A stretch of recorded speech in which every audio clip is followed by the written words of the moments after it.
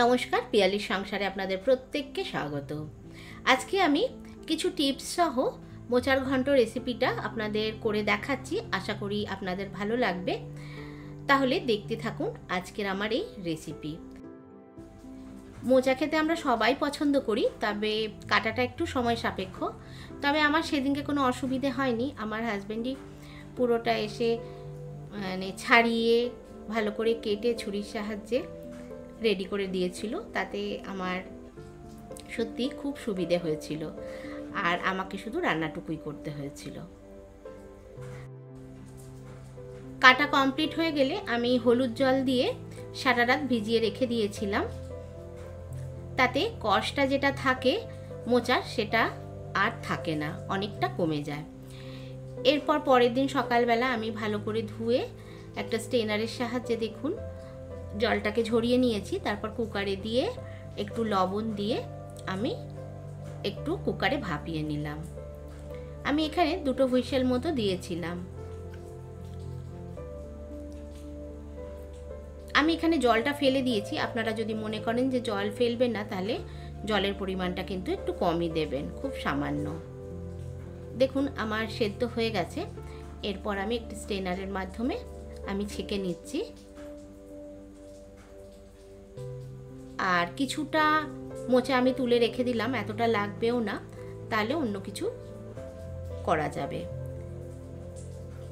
বাকি জলটা ফেলে দিয়ে আমি ওই থালাতেই আমি মোচাটা নিয়ে নিলাম। তারপর ওর মধ্যে আমি একেবারে মশলাগুলো সব দিয়ে দিলাম। যেমনি 1 চামচের মতো আমি জিরে গুঁড়ো দিয়েছি, পরিমাণ মতো হলুদ দিলাম, সামান্য একটু ধনে গুঁড়ো দিয়েছি, আর একটু আদা বাটা। তারপর সব দিয়ে আমি খুব ভালোভাবে দেখুন একদম ম্যাশ করে নিচ্ছি। এক্ষেত্রে যদি বড় বড় করেও মোচা কাটা হয়, এইভাবে করলে কিন্তু কোনো অসুবিধা নেই, টেস্টের কিন্তু কোনো তরিতফাত হয় না। তারপর একটি কড়াই বসালাম, ওর মধ্যে 3 চামচের মতো সর্ষের তেল দিলাম। দিয়ে আমি একটা শুকনো লঙ্কা ফোড়ন আর একটা দুটো তেজপাতা আর একটু জিরে ফোড়ন দিয়ে, আর আমি ছোট করে আলু কুচিয়ে রেখেছিলাম সেটা দিয়ে দিলাম।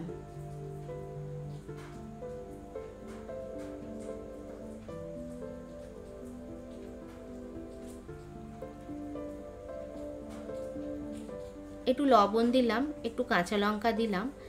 লবণ কিন্তু মোচাতে দেওয়াই আছে, আলুতে আমি দিয়ে দিলাম একটু।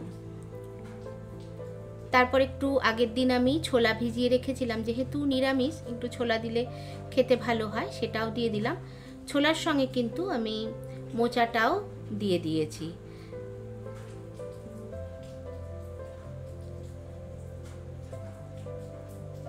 কিন্তু ভিডিওটা অন করা ছিল না বলে আমার ওইটা স্কিপ করে গেছে। তারপর খুব ভালো করে আমি মিডিয়াম আঁচে ভেজে নিচ্ছি।